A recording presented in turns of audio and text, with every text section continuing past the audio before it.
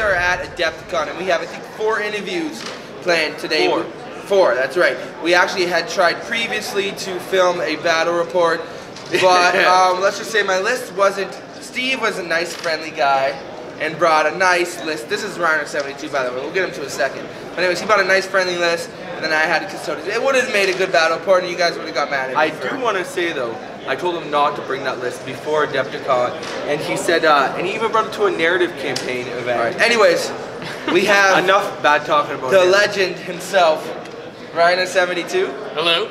Reiner is a Twitch streamer. Now, he doesn't have a YouTube account, but he does stream on Twitch. He's quite popular there, pulling in, like 100 live viewers to stream at this point. Yeah, sometimes. So his name is Steven. Reiner72 is his screen name. First of all, there will be a link in the description of the video below to his Twitch account, where he streams 4 nights a week, as well as his Imgur account, or not Imgur, Instagram. Instagram. That's the fancy thing kids use nowadays. Also, this is now the new segment called the Armitage Sandwich Interview. Because we got Irvin, Kevin, and myself.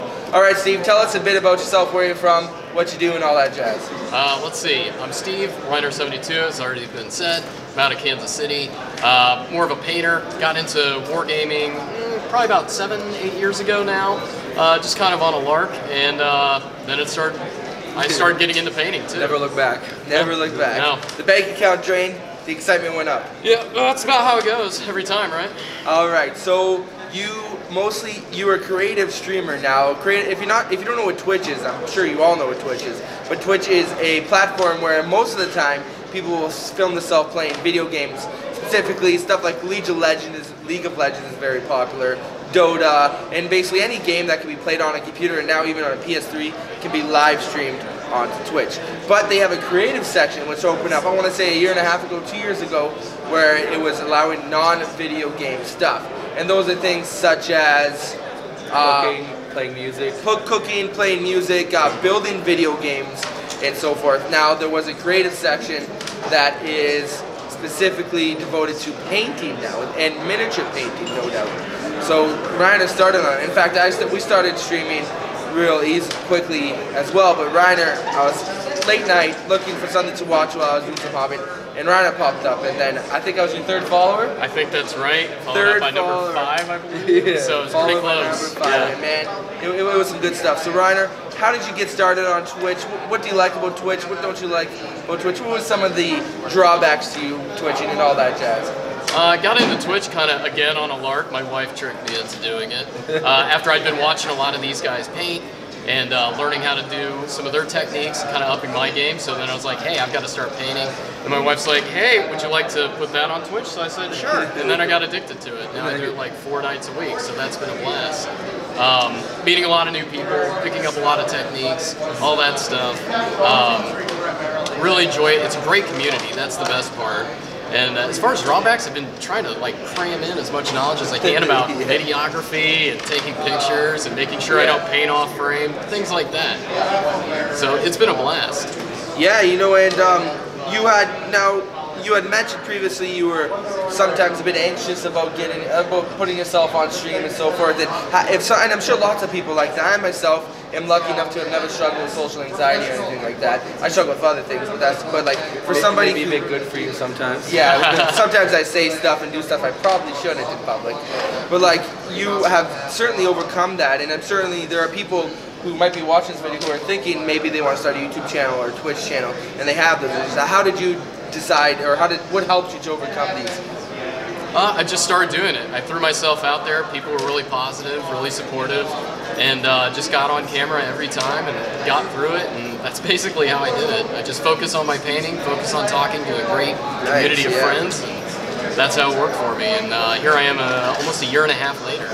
Awesome, yeah. So I feel like the creative community on Twitch, I'm not sure if this is true for the community at large on Twitch, but the creative community definitely seems to help people out. They're always generally kind and really helpful and supportive, and they just like to hang out. I mean, we're at Adepticon, and this weekend, how many people did you see that are streamers or people that you talk to on Twitch? I've been hanging out with streamers, I've been hanging out with viewers, I've been hanging out with randoms, and they've all been positive. Randoms? Yeah, just, you know, making new friends, going to classes, just meeting people, shaking hands.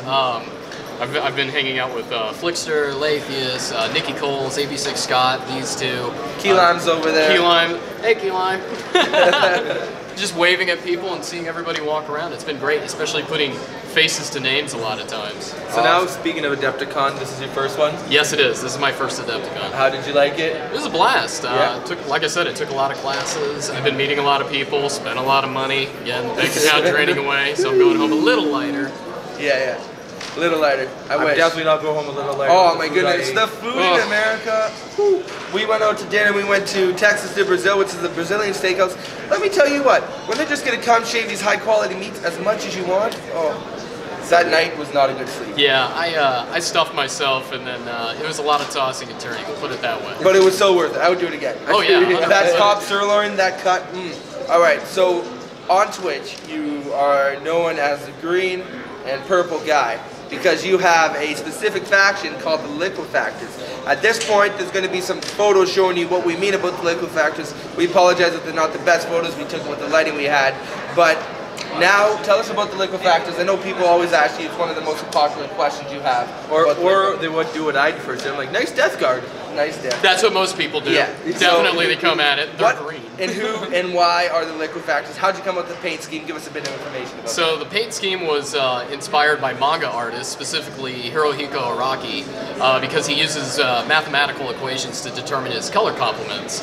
So I decided I wanted to use a green, purple, and yellow based color scheme, and I said, what army faction fits Chaos? None of them. So I made my own warband. So they're a branch Alpha Legion warband.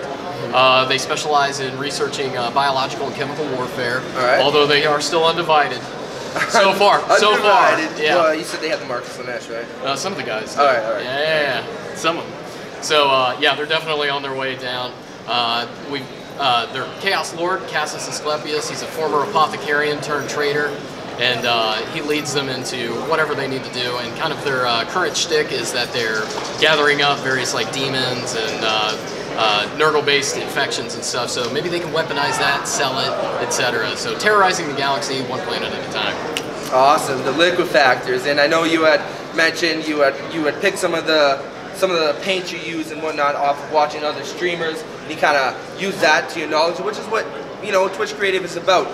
Sharing your knowledge. It's not just painting and talking to people, but you can show people what to do. A lot of the streams will give advice by looking at the pictures directly, direct advice, and it's a big wealth of knowledge that wasn't available through YouTube, because the YouTube is great, and don't get me wrong, but there's not the connectivity in like a video connectivity. So you can reply to comments and you can say something, but pictures are 1,000 words, right? You can do so much with the picture that you can with the words. And Reiner is really great with that.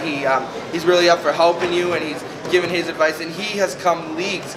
He wasn't a bad painter before Bandy Stress, but where he's at now, he's got these Creature Caster models he's killing, which we'll have an interview at some point with the Creature Caster. He has these giant brass scorpions, and it's amazing to see. Brass scorpion. I gotta finish it. It's still out there. Hopefully it's finished. All right, Reiner. So as we wrap this up, what nights do you stream? What times generally? I stream late nights for the most part. Friday, Saturday, and Monday I do a late night stream from 9 p.m. to 1 a.m. Central Time, and then on Sunday we do an afternoon stream from 3 p.m. to 7 p.m. Central Time. Awesome. And it's twitch.com/Reiner72. Twitch TV/Reiner72. All right, perfect. I think .com works as well. Yeah, it's whatever. All right, and there'll be a link in the description below. His wife also streams fiber arts, making yarn and all that jazz. I don't know a whole lot about it. Actually, you just had a 2,000 follower party where they streamed for 7 hours or 6 hours, making drinks, cocktails. He's a bit of a mixologist himself. And then you guys streamed making yarn, which I've never seen before, and it's kind of fascinating. It's hard. She made us some dice bags. Oh, she also made us dice bags. Yeah, so his wife is Luciferian, which there'll be a link in the description below. So if you like fiber arts and all that, you can definitely check that out. But Reiner, thank you for coming on the interview. Thank you so much. Buddy. Anytime, guys. It's great meeting you. All right, guys. So thank you to Reiner once again. Thank you, Basement Collective, for watching this interview live at Adepticon, or I guess post-live at Adepticon. Not so live at Adepticon. Keep on wargaming, guys. Bye.